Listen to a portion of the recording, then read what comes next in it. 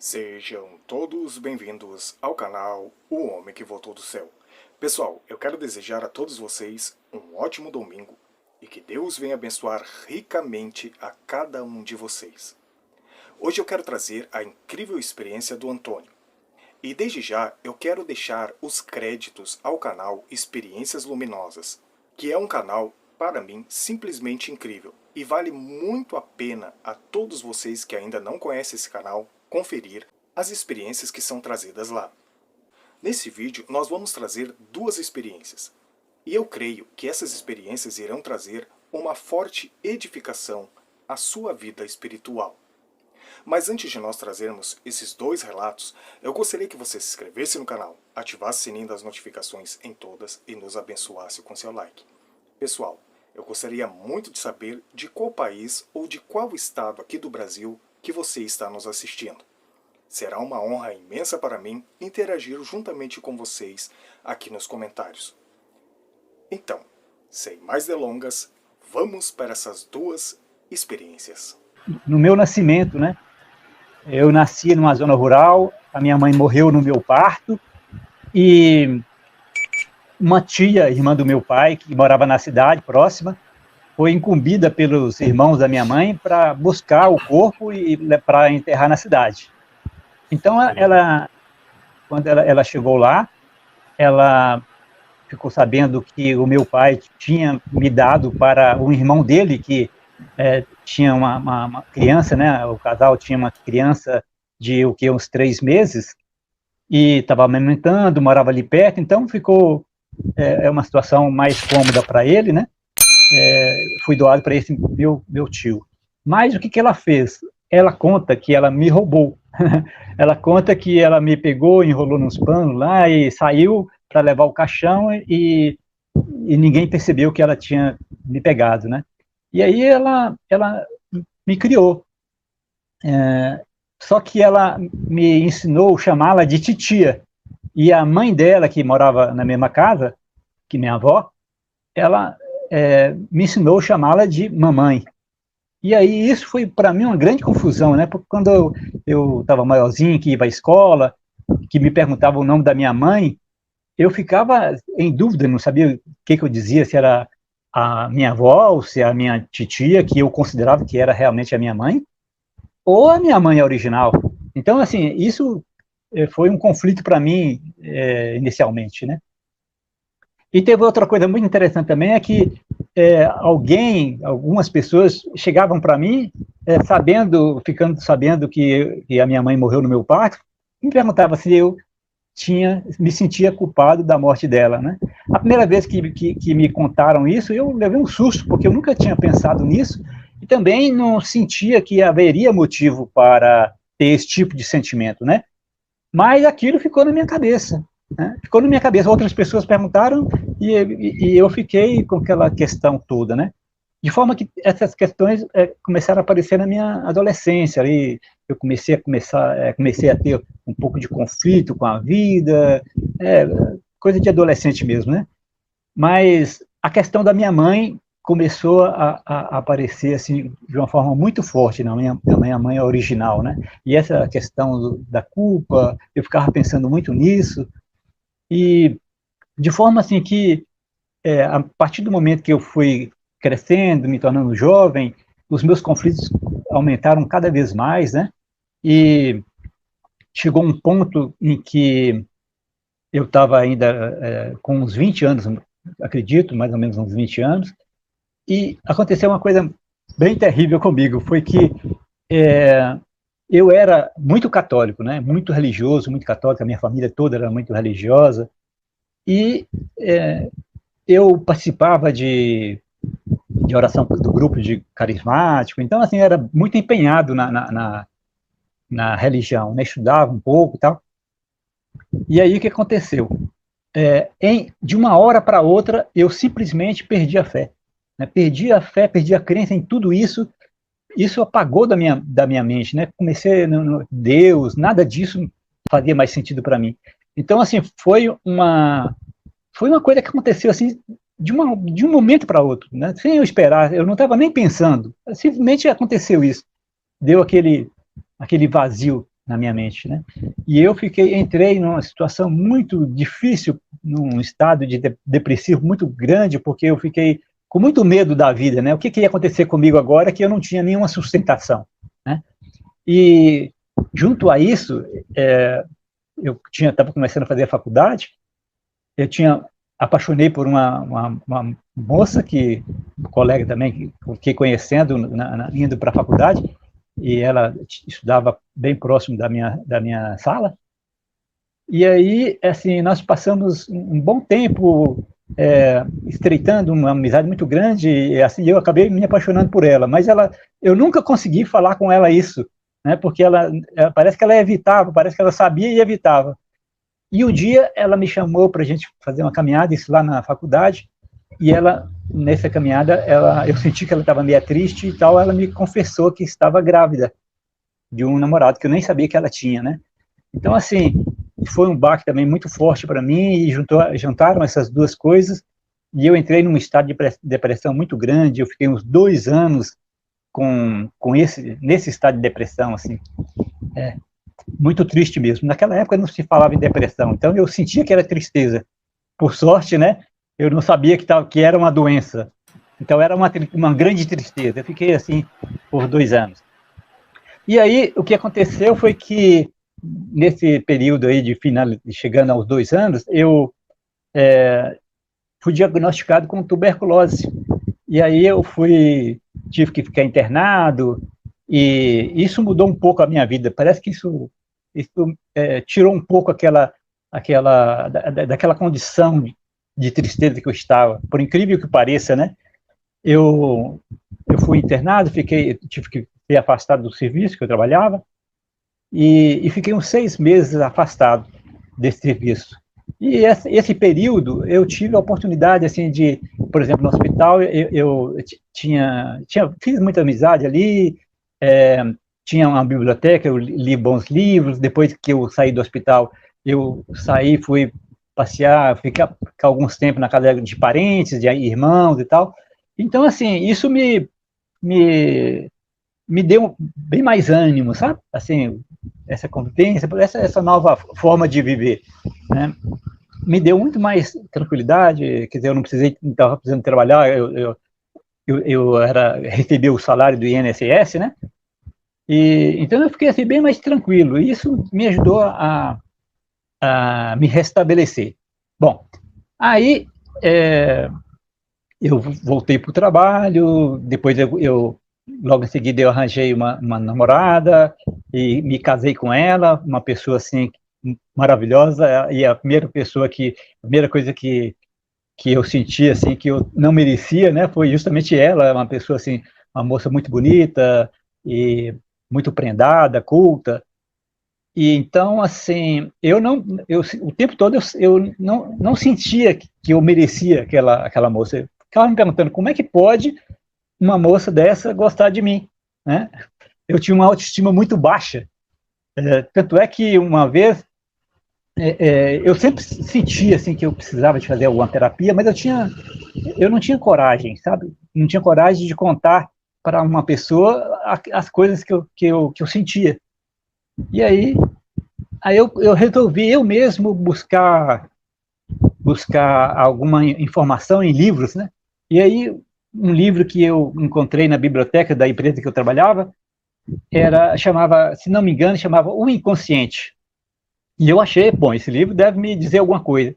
E fui ler esse livro. Se não me engano, esse livro era do Jung, ou pelo menos falava sobre ele, né? Que tinha uma parte lá que falou assim: se você só pode gostar dos outros se você gostar de si mesmo. Se você não gostar de si mesmo, você não pode amar os outros.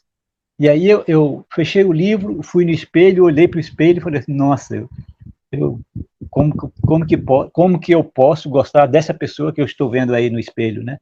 Então, assim, isso foi outra questão, né, que me veio, e que me abaixou bastante a minha autoestima ainda mais. Mas aí as coisas foram acontecendo, né? Mais tarde eu consegui um bom emprego, um emprego melhor, e até que eu consegui ter condições de fazer terapia. E comecei a fazer terapia. No início das terapias, eu senti que eu estava ficando cada vez pior, sabe? É, assim, senti assim, muito medo, inclusive, de querer tirar minha própria vida, e senti que eu estava caminhando assim na beira do abismo, mas também senti que eu não podia voltar atrás e abandonar a terapia, porque ela estava ativando algumas coisas que já estavam dentro de mim e eu precisava trabalhar aquilo, né? Então, assim, eu senti que eu precisava continuar na terapia. E continuei. E graças a essa meu empenho, eu fui gradativamente melhorando, sabe? Melhorando, até que um certo momento, né, passado alguns anos, eu senti que eu estava tão bem que eu também pensei assim, não, eu vou utilizar todo esse conhecimento que eu adquiri nas terapias para poder também ajudar outras pessoas. E aí eu pensei em fazer uma formação em uma terapia e escolhi a psicanálise, né? Fiz um curso de psicanálise muito bom, encontrei um professor muito bom, e depois fiz uma pós-graduação, e depois dessa pós-graduação eu juntei com alguns colegas dessa pós-graduação para a gente continuar estudando. E aí a gente estava estudando, já tinha uns 3 anos, e eu me sentia muito bem, sabe? Achei que tinha resolvido todos os meus problemas, assim, pelo menos de uma forma bem satisfatória. E um dia eu estava no meu quarto, vendo no computador alguma coisa no YouTube lá falando sobre que o Conselho Estadual de Medicina do Rio de Janeiro tinha proibido o parto domiciliar lá no estado do Rio de Janeiro.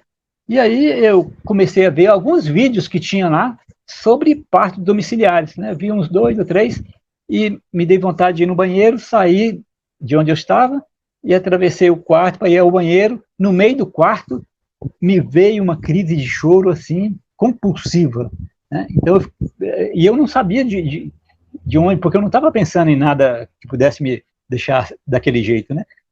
E chorei de uma forma compulsiva, mas compreendi perfeitamente que o que tinha acontecido é que aqueles vídeos sobre o parto ativaram em mim os meus traumas do meu nascimento, né?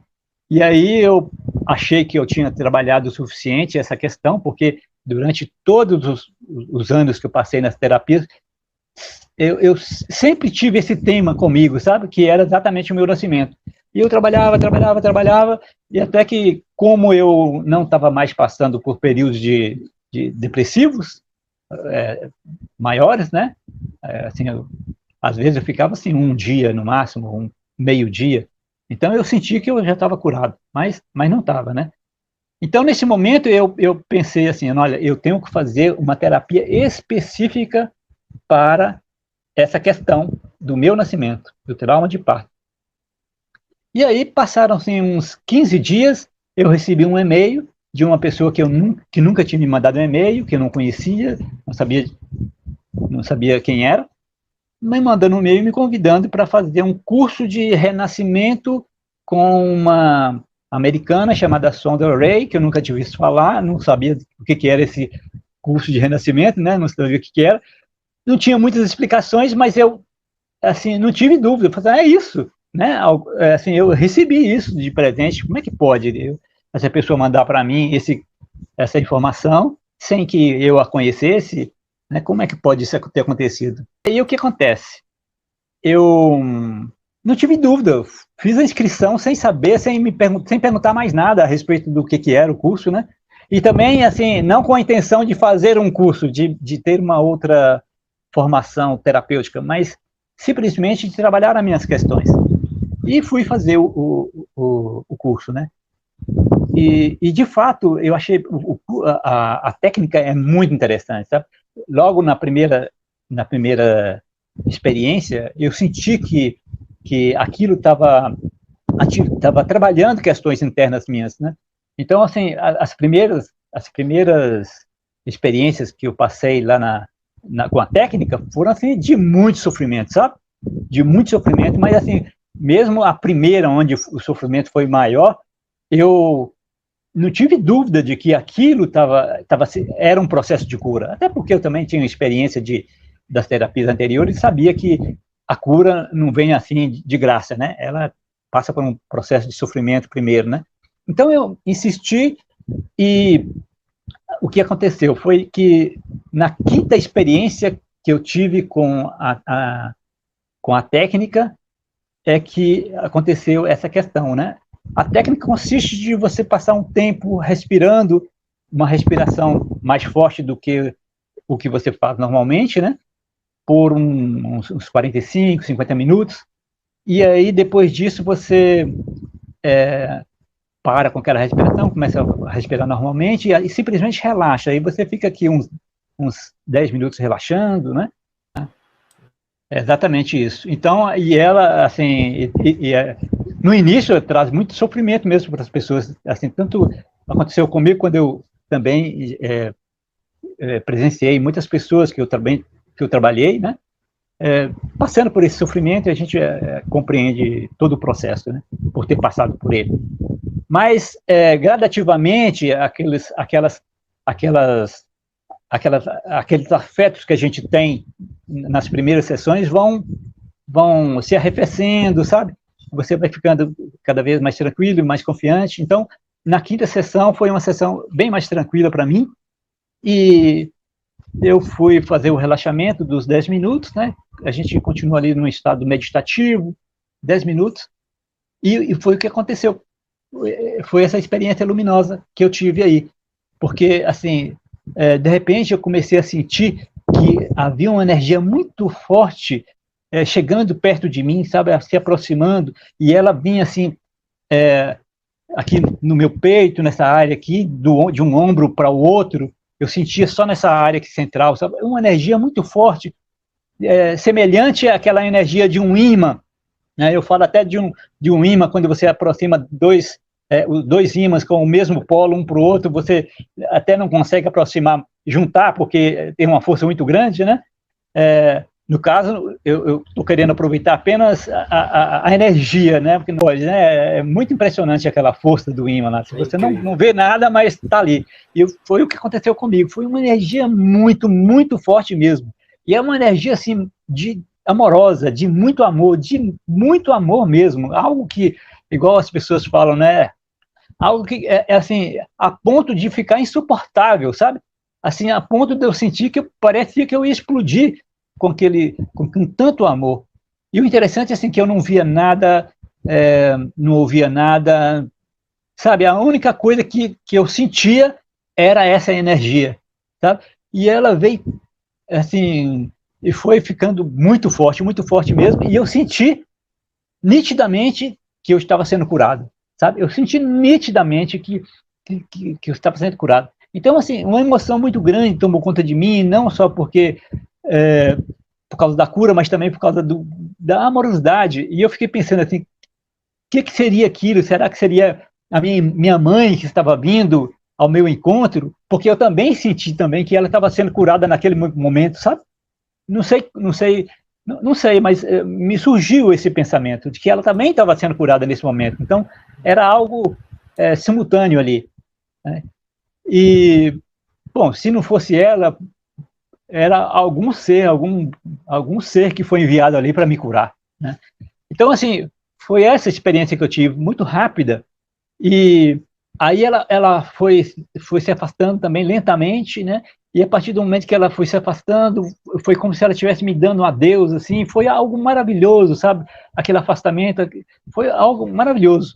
E aí, quando eu senti que não estava mais ali, que eu tentei voltar para o colega que estava me acompanhando, porque a gente ficava sempre em dupla, né?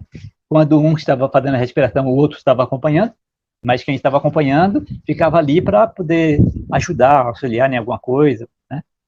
E aí, então, eu abri os olhos e virei para ele para poder contar o que aconteceu. Eu abri a boca, quando eu abri a boca, eu senti assim, não existe palavras para falar isso, não tem como falar sobre isso, né? Aí eu simplesmente voltei de novo para mim, tentei me refazer um pouco, tentando achar um jeito de me comunicar com ele e dizer alguma coisa sobre o que tinha acontecido, né? E então eu tentei dizer para ele, mas como eu disse para você, assim, com aquela desconfiança que ele não estava entendendo ou não estava aceitando o que eu estava dizendo, verdade de expressar para ele alguma coisa do que aconteceu, né? Muita dificuldade. Então, assim, sabendo que tudo que eu estava dizendo não chegava perto do que do que eu passei, do que eu senti, tá? E por esse motivo, eu também fiquei sem falar com quase ninguém sobre isso, contei para pouquíssimas pessoas, pouquíssimas mesmo, e até então agora aproveito aí esse canal que tem essa abertura, que, né, tem esse foco, e de fato eu me sinto à vontade de estar falando sobre isso.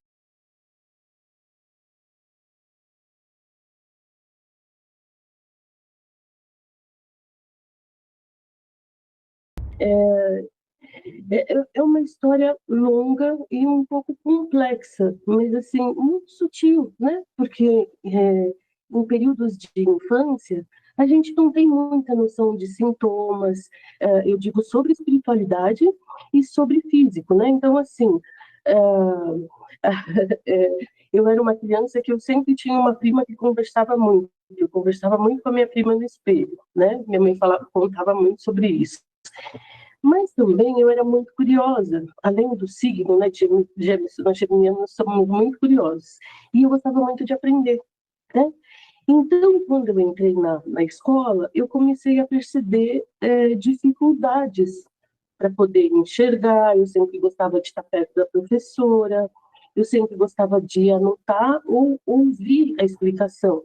Então, eu sofria muito bullying, porque as crianças, normalmente, elas tinham os livros, tudo, e eu procurava ficar perto de quem gostava de estudar, que tinha experiência para trocar. Desde a primeira série eu me lembro sobre isso.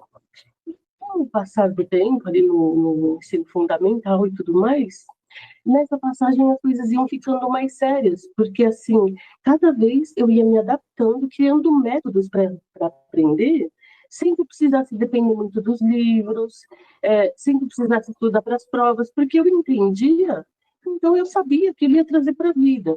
Isso se agravou muito, né, nos outros períodos, até na fase da adolescência, achava-se que eu tinha vista cansada e essas coisas, estigmatismo, miopia, que era o que eu tratava na época. E aí se agravou muito, porque eu continuava me adaptando, mas conforme eu ia ao médico, era trocar o óculos, o colírio, e aquilo foi diminuindo de tempo o tratamento e cada vez mais sem um resultado. Isso já adolescente, trabalhando, né, tendo dificuldade para trabalhar, para escrever e tudo mais. Então, nesse processo todo, quando eu cheguei numa fase de trocar um óculos a cada 15 dias, e o colírio ele já me dava arritmia, tudo, eu falei, não, tem alguma coisa que eu preciso ser revisto. E eu procurei a opinião de um outro médico. E quando eu cheguei para a consulta, já foi uma coisa assim, meio que desesperadora, porque eles me perguntaram se eu tinha acompanhante, que por que, que eu não fui buscar atendimento antes, e eu achando que seria mais um óculos ou um outro tratamento. Na verdade, eles me disseram que era irreversível, não tinha cura, e que naquele momento o que podia me auxiliar era um banco de órgãos, né? Eu tenho uma doença que se chama ceratocone, foi descoberta tardiamente, e com a evolução da doença, vem outras comorbidades, como glaucoma, vem ceratites, vem alergias. Então, eu fui num processo já de muito avançado. E aí eu fiquei muito triste, né? Porque eu não entendia. Mesmo assim, voltei no outro médico e ele me deu o mesmo tratamento de que antes. E aí eu questionei, né? Expliquei tudo. E ele falou: olha, não tenho mais o que fazer. Então, não se sabe muito sobre essa doença, é uma doença rara, não tem muitos tratamentos a não ser, em casos extremos, chegar ao transplante. E como aqui é um consultório particular, a senhora tem que procurar um hospital escola, um hospital base, né, no caso. E aí foi assim que eu me deparei com a nova realidade. Porém, nessa nova realidade, eu já não conhecia a roupa que eu usava, eu não conhecia as pessoas, e o constrangimento de pedir ajuda. Então, as pessoas falavam assim, poxa, eu passei perto dela, fingiu que não me viu. E eu me dedicava muito a trabalhar e estudar, porque eu tinha muitos planos, muitas metas. E naquela época não tinha acessibilidade, né? E então, assim, como se eu tivesse o mundo e de repente eu acordei e o mundo foi tirado, né? Os passos foram me tirados da frente para realizar meus sonhos. E aí eu comecei a trabalhar, né? Fui condicionada a trabalhar muitas horas na época, porque eu já tinha um déficit. Então, se colocasse uma pessoa no meu lugar, seria mais vantajoso para a empresa. E me inscrevi num banco de órgãos muito, assim, sem pé, porque naquela época nem se falava em doação de órgãos, muito menos poderiam dar uma esperança, porque eu estava chegando no estágio avançado, não tinha nem outro paliativo. Fiz todos os procedimentos, esperei, e sempre tem um momento da vida da gente que a gente tem uma revolta, né? E sempre esses processos, a espiritualidade estando ali, me intuindo, eu sempre fui muito intuitiva, eu sempre fui muito sensível. Mas, assim, a dor era tanta, né? A desorganização ali buscando um caminho era tão grande que, às vezes, quando a gente sente dor, a gente não quer ouvir nada, a gente quer produzir. E um dia eu senti muita tristeza quando eu vi na época o noticiário dizia assim, são 100 mil pessoas em São Paulo ou no Brasil precisando de um órgão, transplante de córnea não tem previsão, precisa compatibilidade, e a ficha não tinha caído porque assim, a gente precisa de compatibilidade, a gente precisa de ter um recurso, a gente precisa de toda uma estrutura para passar por um transplante. E ao contrário do que as pessoas pensam, que é assim, mas é de córnea, a córnea é o único órgão que fica exposto, suscetível à rejeição por qualquer poeirinha, por qualquer organismo estranho, porque fica muito exposto. E fora a sensibilidade, você imagina, a gente leva 12 ou 15 pontos, e quando aquilo abre, a gente tem que ir para o pronto-socorro. Imagine uma coisinha no olho, um ponto aberto ali cortando. Então, todas as sensações, mexe com o estômago, desconforto, e eu superei. E chegou, né, o dia que eu fui brigar com o sagrado. Porque sagrado, eu tenho que ficar passando por isso, 100 mil pessoas, eu não vou conseguir chegar nessa fila, porque eu já corria risco de coçar e tirar o globo ocular. E aí eu me revoltei naquela noite, sabe? Eu chorei muito, eu tinha que subir um lugar escuro no quarto que eu dormia, e ali eu fiquei quase que de joelhos. Aí no outro dia eu acordei revoltada. Era uma sexta para sábado, eu falei, hoje eu vou comer tudo que eu posso, porque a gente tinha que andar paramentada para qualquer momento que chamasse a gente deixar onde a gente tivesse para o transplante. Falei, hoje eu vou comer o que eu quero, que eu tenho vontade, já que vai demorar 100 mil pessoas, e fui, né? No horário de almoço, pedi ajuda para as amigas. A gente foi num restaurante, eu adoro pudim, tinha pudim de grátis, comi pudim que vinha com a calça aberta. Aí quando eu voltei, a recepcionista falou assim, olha, tem um tal de um médico de um transplante ligando aí, deixei no telefone o recado lá na sua mesa. Quando ela falou isso, eu falei, nossa, a discussão que eu tive ontem deu ruim para mim, né? Porque eu briguei e hoje já veio, não sei. E aí eu tinha deixado tudo em casa, precisei me deslocar, e tem horas, você tem um prazo para chegar, para não perder o órgão. E aí já foi aquela gritaria, aquela confusão, na época não tinha Uber, tive que ir de táxi, cheguei lá, já comecei, né, pensando, falei, não vai dar certo, porque eu fui muito má, pela primeira vez eu discuti, eu questionei. E ali foi o primeiro encontro sério, assim, porque quando me internaram, né, no caso minha mãe, minha tia, tudo, eu já vi, meu médico falou, você não está em jejum, então a gente vai ter que deixar esperando. E eu já fiquei internada, e o setor só tinha pessoas desenganadas, gemendo, e eu ia buscar ajuda para essas pessoas, eles diziam que elas já estavam medicadas e que aquilo ali era questão de dias. Então aquilo começou a me dar uma aflição e muito pensamento negativo. Então, uma enfermeira veio e falou assim, olha, senta ali que a gente está preparando para você ir para o centro cirúrgico, e me deu uma Bíblia enorme, né? Porque eu já não enxergava nada, me deu uma Bíblia e eu coloquei aquilo no rosto para controlar. E eu lembro assim, que já não vendo nada, eu abri a Bíblia e eu li assim, tu pedistes e pela minha mão tu estivestes, fazer por merecer. Então, foi o primeiro, né? Falei, nossa, é verdade, eu pedi, eu questionei, e eu tive no outro dia. Então, comecei a entender como que a gente questionando a espiritualidade, sinceramente, ainda que não tratada, como a gente acessa. E aí foi um processo, né? Eu fiz o transplante, já veio o processo de um coma breve, mas o coma ele é assim, a gente ouve, a gente sente, a gente só não se comunica, né? E ali começava um processo doloroso, porque eu tinha que voltar a trabalhar, porque eu achava que o transplante curava. E só depois que a gente transplanta, eles dizem que é um tratamento para a vida, medicações contínuas, e naquela época a gente tinha que pagar até a preservação do órgão. Imagine a medicação, né? Imunossupressores. E aí eu tive que sair seria um repouso de 6 meses num quarto escuro, com toda a medicação, tudo. E eu não poderia, porque eu não teria como manter o tratamento afastada do meu trabalho. Então, mais uma vez, eu corri o risco, me colocaram num lugar que não era apropriado, e aí, como eu trabalhava com computadores, aquilo afetou mais a recuperação, e aí foi um processo já, né? A cirurgia em si ficou muito bonita, mas o processo de recuperação, ele foi muito conturbado. E aí vem o quê, né? 2 anos depois, toda aquela conturbação, e eu já sempre confiando, e eles dizendo, não tem problema, não vai avançar no outro olho, tudo, mas você vai ter que ter a regra para o resto da vida. E quando a gente faz esses tipos de tratamentos, exames, tudo, a gente tem que fazer todos os exames para não correr nenhum risco de perda do órgão, de rejeição, não pode, tem que estar tudo alinhadinho. E, de repente, 2 anos depois, o que acontece? Nina vai levar a irmã no médico, né? Porque a irmã não estava bem, tudo. E aí a Nina começa a sentir mal, todos os pontos do transplante começaram a abrir 2 anos depois, que era muito cedo, né? O organismo vai rejeitando. Eu falei, já estou aqui mesmo, vou passar no pronto-socorro. Aí o médico, né, que me atendeu, disse assim, olha, para os pontos da senhora estarem abrindo, só pode ser uma razão, a senhora está grávida.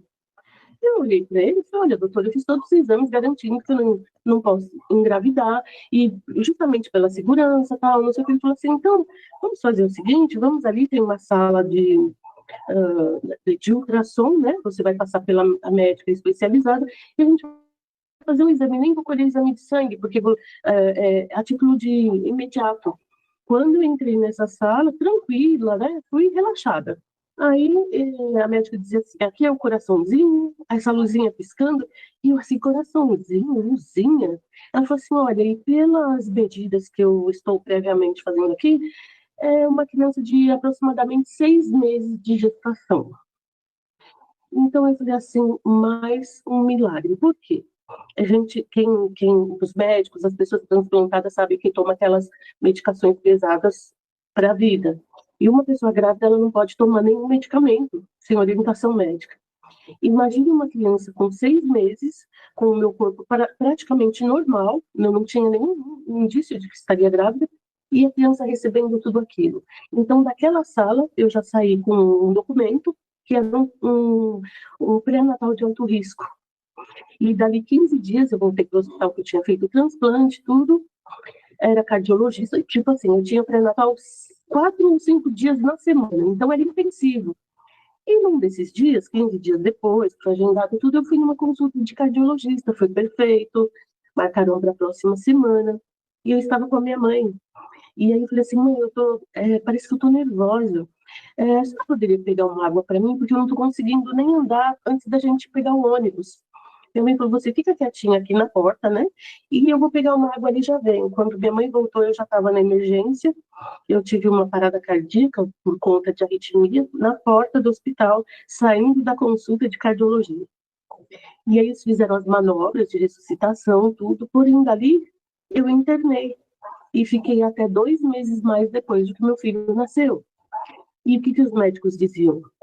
Provavelmente seria uma criança mal formada, por tudo aquilo que estava passando, a medicina não entendia, e que no risco da mãe eles sacrificam a criança. E eu não conseguia aceitar aquilo pela forma que aconteceu. Foi uma forma surreal, como tudo na minha vida. Então eu não tinha autoridade para assinar um sacrifício e não permitir que minha família fizesse isso. E aí vem todo o abandono, né? Quando você está no hospital, você não tem amizades, acaba tudo ali, é você, sua consciência e sobrevivência. E fiquei ali cada vez mais sofrendo. Os médicos já diziam que eu não poderia ter anestesia, que o parto seria difícil. Mas eu tinha uma fé. E eu fiquei numa ala que cada dia que tirava uma pessoa, a gente já sabia que não voltava mais, tão grave. E eu fiquei assim até o nono mês, porque eles induziam uma medicação que é muito comum usada para que a criança nasça, porque para poder ajudar, porque eu não tinha forças. E eu falei, mãe, amanhã você vem para me visitar, leve minhas coisas hoje, porque amanhã eu já acho que eu não estou mais aqui. Mas eu não tenho força mais. Mas façam de tudo para cuidar dessa criança se eu faltar, porque era um desengano total mesmo. E eu já não tinha força física. E me mandaram, fiz 10 ultrassons naquele dia e não tinha nada. Quando amanheceu outro dia, véspera de feriado, meu prontuário não subiu. O que eles fizeram? Me anestesiaram. Então, eu fiquei um bom tempo sofrendo, porque eu não podia tomar anestesia, anestesiou, entrei em choque.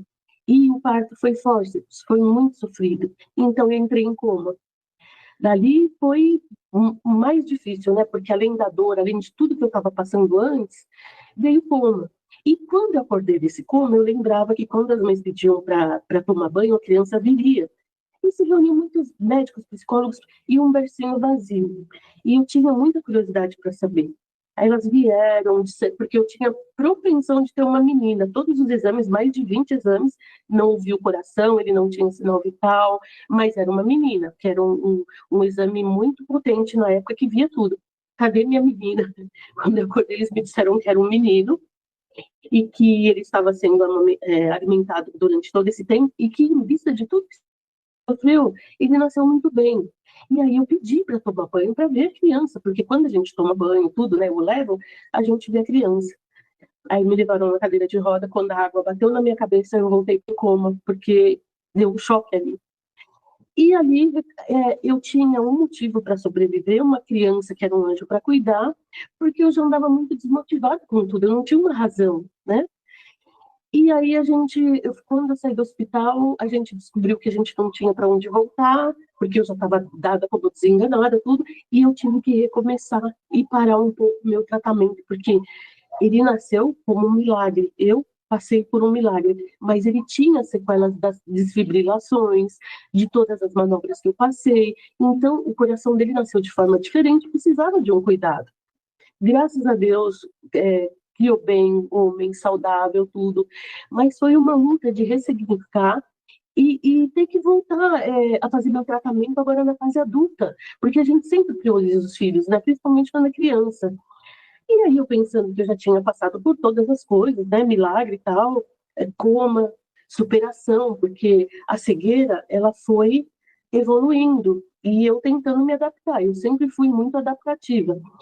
E aí chegou uma época em 2012, quando dizem que o mundo acabou, né? Em 2012 eu tive uma febre por um período e ninguém justificava se era dengue, o que era. Eu sei que eu passei, tipo, desenganada na cama sem me mover e, de repente, eu comecei a levantar. E nesse levantar, 15 dias depois, novamente, eu colapsei. Aí eu tive um problema renal, tive uma série de coisas. E eu tenho uma amiga que é uma amiga, eu costumo dizer que eu devo ser um aborto que ela fez noutra vida, porque ela nunca me abandonou e está comigo até hoje nessa jornada. E ela foi comigo e a médica falou, olha, se eu não levar para um hospital de referência, não tem o que fazer, porque a gente não está sabendo e colapsou. Coração, está entrando em falência. Talvez por conta da febre, né? E eu já tinha o problema cardíaco. E dali então fui parar no outro hospital de base, a gente foi para acampar, época de Natal, tudo. E, a princípio, eu fui tratada com artrite, com doença autoimune, porque são doenças que precisam ser descartadas para ter um diagnóstico. E é muito difícil encontrar e definir uma doença autoimune, porque os processos e sintomas são muito parecidos. E aí, fazendo tudo isso, tomando medicação pesada até hoje, tramadol, essas coisas todas, né? E nada. Aí vem a Covid, né? Precisava ver mais nada, veio a Covid, a orientação é para a gente ficar em casa, porque não se sabia o que fazer, e foi bem no auge, 2020, eu por, por um acaso, minha irmã foi fazer um teste de Covid, porque a empresa solicitou ela e as pessoas que moravam ou tivessem contato. E nós fomos detectadas com Covid. E mesmo as pessoas, os médicos, não acreditando que eu passaria pela Covid, naquele período que estava todo mundo indo embora e tudo, então eles não acreditavam, mas foi confirmado e eu já estava num processo de... meu organismo estava se autodefendendo. E o da minha irmã ainda estava no processo inflamatório. E aí, naquela época também, você curou? Ótimo, então vai para casa, tudo bem, amor, vai vivendo. Porque não tinha o que fazer, não se sabia. E eu senti, eu sempre brinco, digo assim, parece que devolveram a alma, o corpo trocado, porque eu não me reconhecia, né? Então, assim, e dali eu comecei a sentir um cansaço extremo, uma parecia que eu existia, né? Uma sensação de desligamento profundo. Mas eu continuei. E então eu comecei a questionar o médico, que eu não era mesmo. Ele falava, é ansiedade, é todo esse processo que a gente está vivendo na pandemia. E cada vez mais caindo, desmaiando, até que eu conversei com outro médico do mesmo hospital de base, porque quando eu fui me trocar, eu não percebi. Aí meu filho falou, mãe, você perdeu muito peso e tem um nódulo na sua clavícula. E eu falei, doutor, o senhor consegue ver se tem um nódulo? Porque eu não tenho sensibilidade nas mãos para sentir. Quando ele viu esse nódulo, ele me pediu exames de imagem. E essas imagens, elas foram decisivas, né? Porque elas apareciam linfonodos generalizados no meu abdômen inteiro, do pescoço até a barriga. Então, o susto foi, aquilo poderia ser algo muito grave, terminal, sem tempo para nada, ou aquilo poderia ser uma infecção, uma inflamação que meu corpo não combateu, e o meu pulmão, né, com exames mais detalhados, né, porque aí ele já, com um comprometimento maior, todos os órgãos, mas pulmão e coração, eles estavam excessivamente comprometidos, por isso o cansaço. Aí eles me pediram um exame específico, que é um escaneamento do corpo inteiro, e ali eles já disseram, você volta imediatamente, só perguntaram o que eu senti, eu confirmei, mas eles não me disseram a gravidade, só falaram que encontraram até cristais no meu pulmão, para ter uma ideia, e fibrose. Então, o que eu tinha, tipo assim, na verdade, eles nem sabiam se eu sobreviveria até chegar ao resultado do exame por conta daquela situação. E isso foi, tipo assim, esse processo todo, no 2020, 2019, 2020, 2021, já estava passando por isso. E aí, não, eles param tudo, falou, não podemos falar porque somos médicos de exame, vá para o médico, que precisa dar continuidade. Aí eles me pediam muita biópsia por conta desses linfonodos. Então o médico via, né, os lugares da biópsia e falava que estava tudo bem, mesmo eu com o exame. E aí eu falei assim, bom, eu tentei de tudo, ele não me atende, o que eu faço agora? Eu vou pro dia da consulta, que já está perto, já tomei a vacina da Covid e tal, a terceira dose. Cheguei lá numa época de dezembro, época de festa, já cheguei lá muito cansada, mas falante, brincando com toda a turma, mas meus sinais vitais eles estavam muito baixos. Coração 30 por minuto, pressão arterial por volta de 8 por 5, 8 por 3, se não me engano. E a minha consulta era às 13 horas. E eu cheguei às 11, né? E falei, não vou almoçar, porque aí agiliza, não atrapalha a minha amiga, e depois só Feliz Natal. Pois é, das 13 horas ele vinha e dizia, tô vendo o prontuário, tô vendo isso, tô indo ali, me chamou às 17 horas. E eu cansada, mas ali firme, né? Eu queria água, queria banheiro, mas queria ir embora.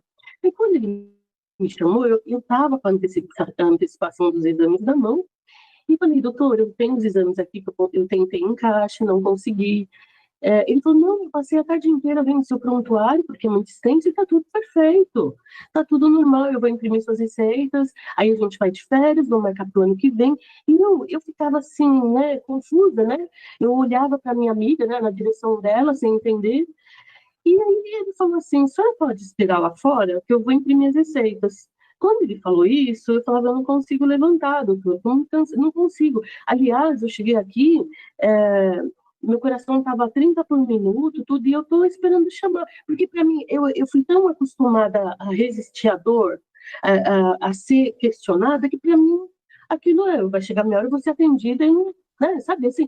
E outra, quando a gente está nessa situação, desse processo de colapso, a gente não tem um raciocínio assim, né? A gente vai ficar muito lenta.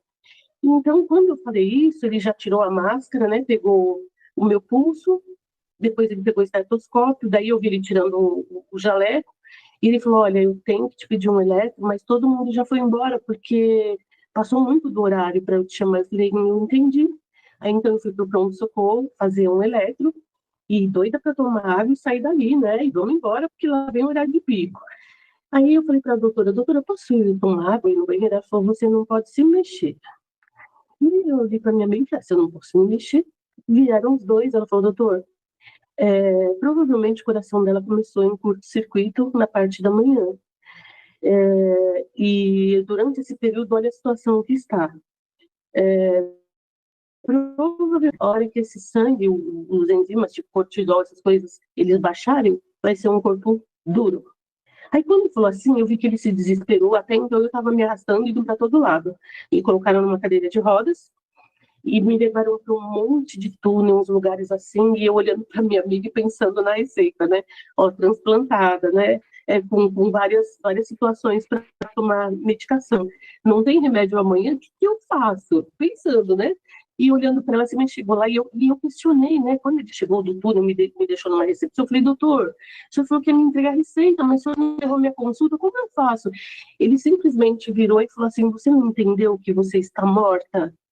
E que você não precisa se preocupar, porque aqui eles só vão fazer o cumprimento de um protocolo. Não tem mais que se preocupar com isso. Ele simplesmente se evadiu do local. No que ele se evadiu do local, já eram aproximadamente 18 horas. Não conseguiam me levar para a UTI, porque a minha consulta ficou em aberta no outro prédio. Então, eu que saí para ir para uma consulta normal de rotina, fiquei agonizando até aquele momento, e aí precisava de uma pessoa, de alguém da família para internar, no caso meu filho, porque a minha amiga ela não poderia fazer isso. A gente foi para uma consulta e não para um procedimento. Aí meu filho trabalhando na faculdade, chegou quase meia-noite. E aí eu não aguentei o processo, porque eu já cheguei agonizando. E os médicos que me receberam, mesmo sem poder me internar, eles traziam os equipamentos e me atendiam ali naquele local e eles choravam, eles faziam de tudo. E teve uma hora que eu não suportei, porque eles diziam assim, olha, neuropatia, o sangue está se concentrando no abdômen porque o coração já não tem função. E está preservando, mas a gente não tem tempo. E eu lembro que eu ouvi isso. E fiquei, né, naquele momento, para mim foi aquele momento, que para mim era uma exaustão. E então eu fui para o lado do astral, eu tive uma experiência de QM, que mudou toda a história, e é por isso que eu estou aqui hoje. Foi uma experiência assim, muito maior do que todas, porque eu fui para o astral, eu vi todas as coisas. Foi um período de dias, porém, lá não existe tempo como aqui. Então, a gente acessa tudo muito rapidamente, a gente aprende muitas coisas por sentidos que a gente também não usa. Telepatia, a gente flutua, a gente se desloca em locais de luzes, locais assim maravilhosos, e eu não queria voltar, porque eu entendia que eu estava no lugar estudando com algumas pessoas, mas eu não sabia definir como aqui na Terra. Mas tinha uma essência, uma consciência muito grande, muito forte, de uma luz muito intensa, que nós não podíamos levantar o olhar, porque eles diziam que se a gente levantasse o olhar, a gente seria fulminado de tanto poder que existia ali. Mas todos usávamos roupas da cor da luz do ambiente, que seriam túnicas, né? O ambiente era tranquilo, a gente ficava como em posição de yoga, mas sentado como se fossem nuvens, porque eu não sei o que é aquilo. Então, o que eu acho mais perto, eu vou definindo. Então, nesse processo todo, que era muito bom, tudo, vinha um outro ser, que era muito mais alto, de outra tonalidade de luz, de cor, né? Mais dourada, assim, porque a outra era um branco azul anil, bem clarinho, tudo. E aí, quando entrou esse ser muito alto, tudo flutuando, na minha concepção, parecia ser uma enfermeira, né?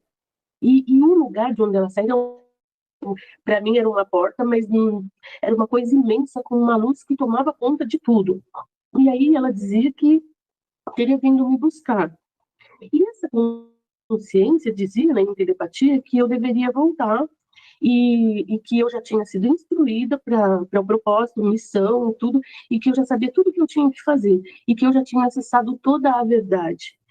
Então, eu me dirigi, né, assim, de cabeça baixa, mas perguntando para aquela essência por que eu não podia ficar, porque ali era muito bom. Era muito bom, e eu não tinha consciência de nada além daquele momento. Eu não lembrava de onde eu vim, o que, que eu estava. Para mim era muito familiar. Parecia que eu estava no meu ambiente, no meu habitat. E aí ele disse que não, que tinha alguém me esperando e que eu deveria, que eu já sabia tudo o que eu deveria fazer quando retornasse.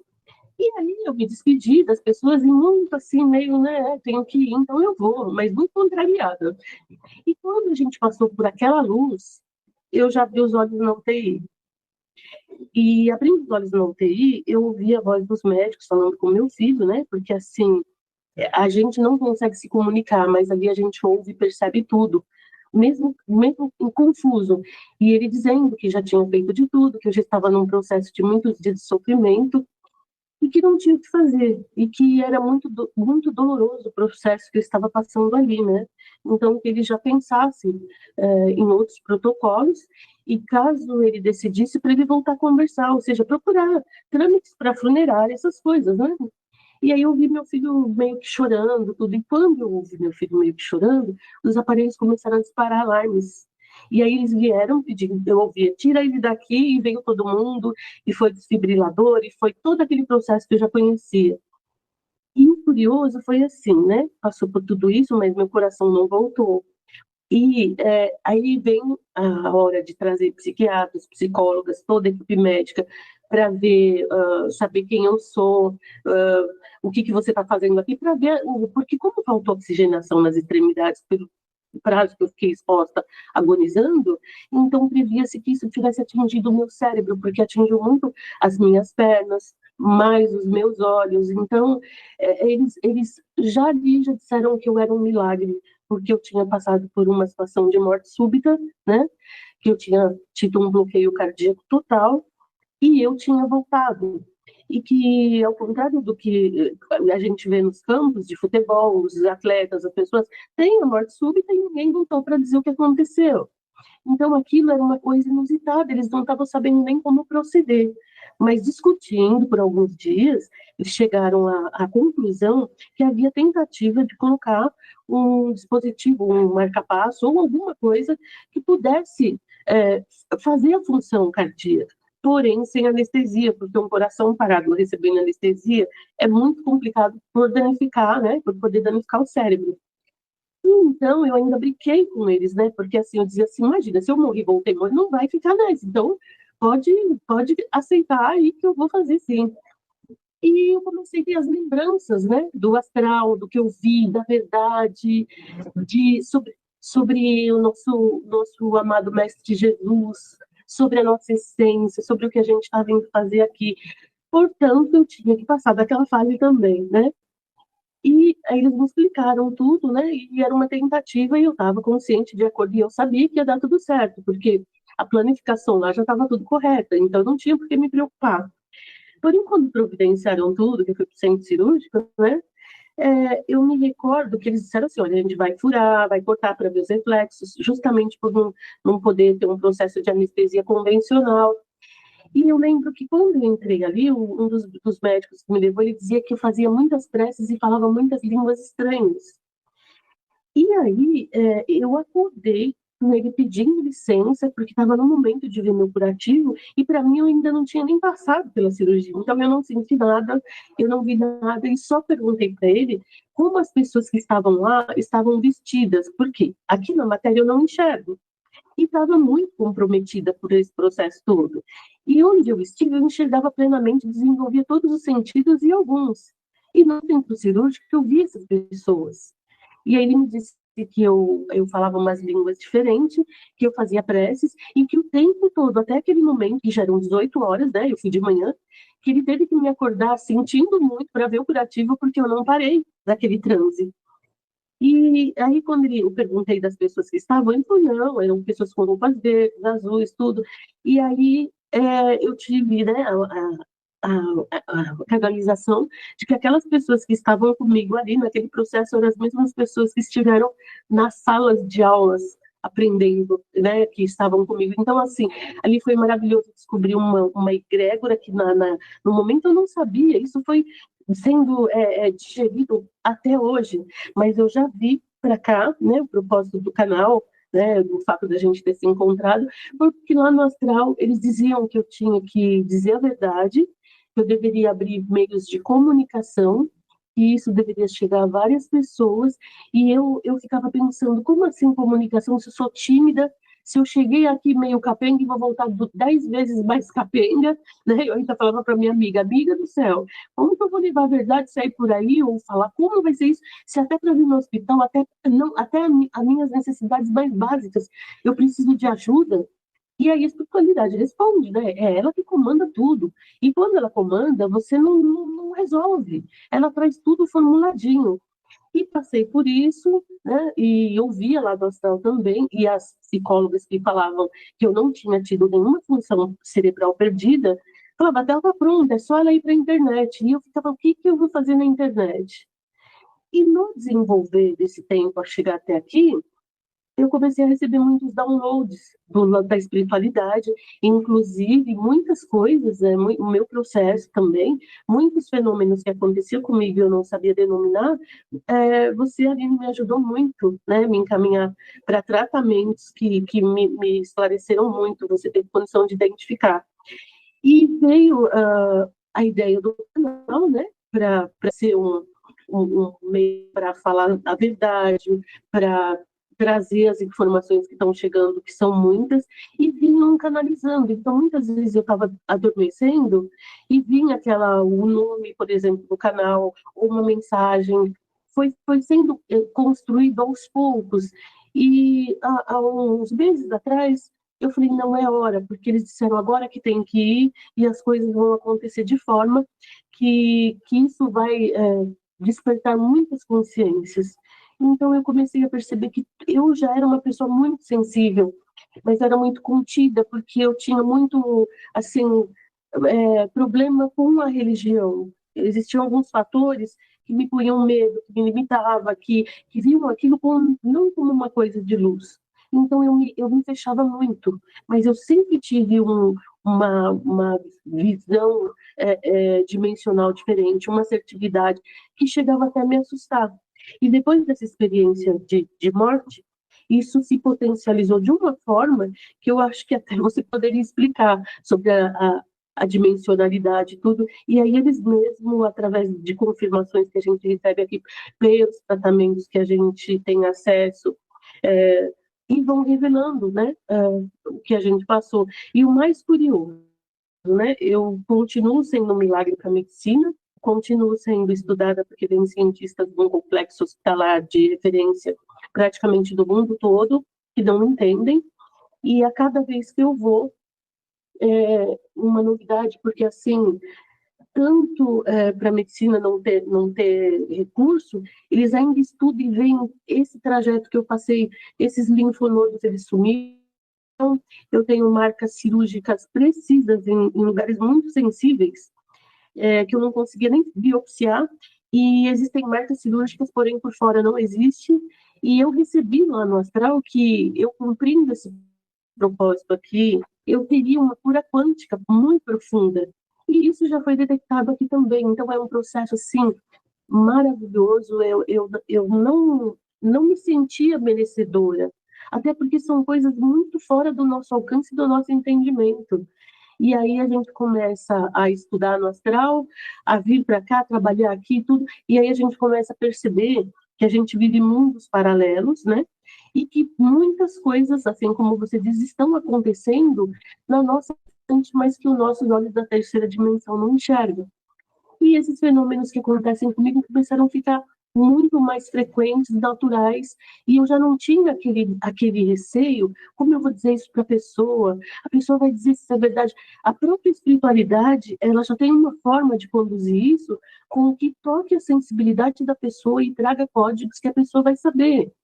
Então, assim, se essa é a minha missão e eu posso influenciar alguém motivando, com superação, eu estou abraçando, estreando isso aqui agora e eu pretendo continuar enquanto eu puder, trabalhando na luz, no amor. E tudo começou com um curso, né, no seu curso que eu ganhei de presente, e vem me aprimorando, e agora eu estou aqui,